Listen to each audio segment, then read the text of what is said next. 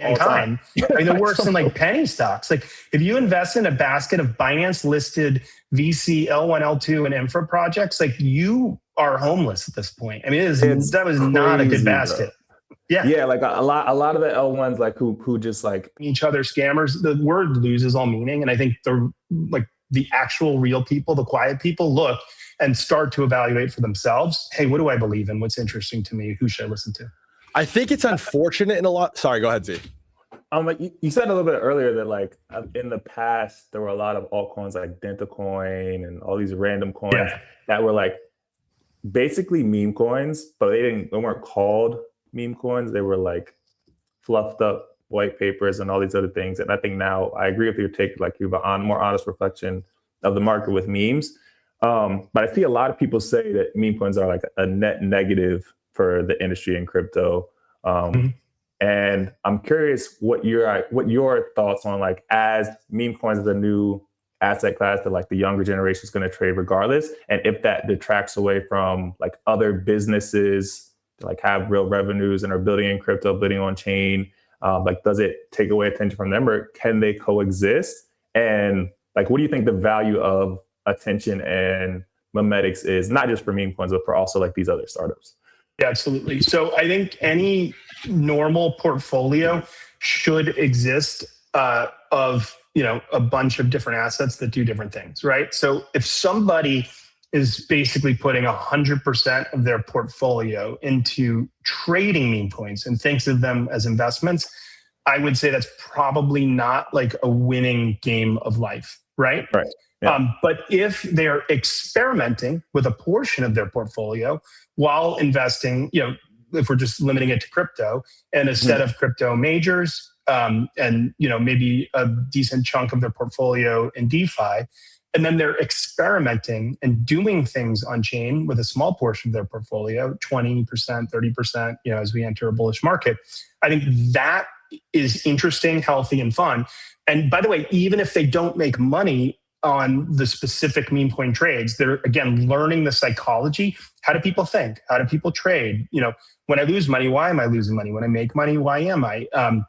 But back to your original question, I think that meme coins. So first of all, they're a larger asset class today in terms of like market cap than NFTs, for example, right? Yeah. And at their peak, massively larger than, for example, like VC funded infrastructure. So the notion that there's zero sum or that everybody loses money on them is completely and utterly misguided. Okay.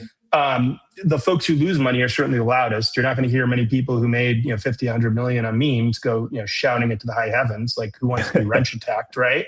Yeah. But there are a tremendous number of people who have. So, do I think that again, investing in meme coins is the best way to generate predictable returns and live a fulfilling, long-term, profitable life? Not as your core strategy, unless you have some unique edge.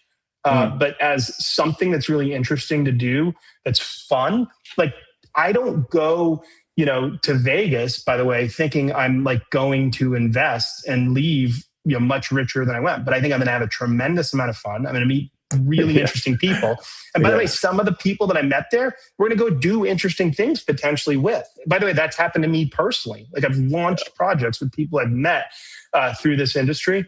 And then, so I do think memes, I think like NFT projects can coexist with the other things that happen on chain. And frankly, they have to, because the other things that are happening on chain are not interesting enough as a standalone to bring users to download wallets and to do the like number of steps necessary to discover the fun stuff. Yeah, I think it's crazy because the point of like the people who invested in these L1s, I think a lot of people who are so bearish memes also invested in like all these infra plays in crypto.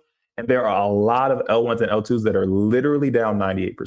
Like literally down 98%. No, like the worst investments, like potentially in the history of mankind. I mean, they're worse than like penny stocks. Like if you invest in a basket of Binance-listed VC L1, L2, and infra projects, like you are homeless at this point. I mean, that was not a good basket.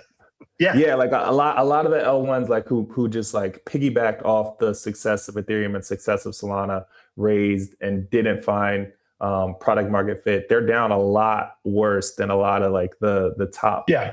Now, I don't like to justify or analogize that, hey, well, this thing that we're doing is interesting because that thing, you'd be destitute if you did it, right?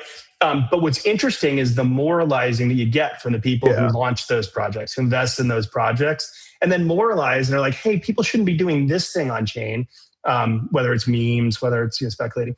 The other thing that I don't love is the use cases like perps. Like perps, again, it's fun. You can make a lot of money with it, but it's risky as all hell. And for most people, for non-professionals, it's gambling.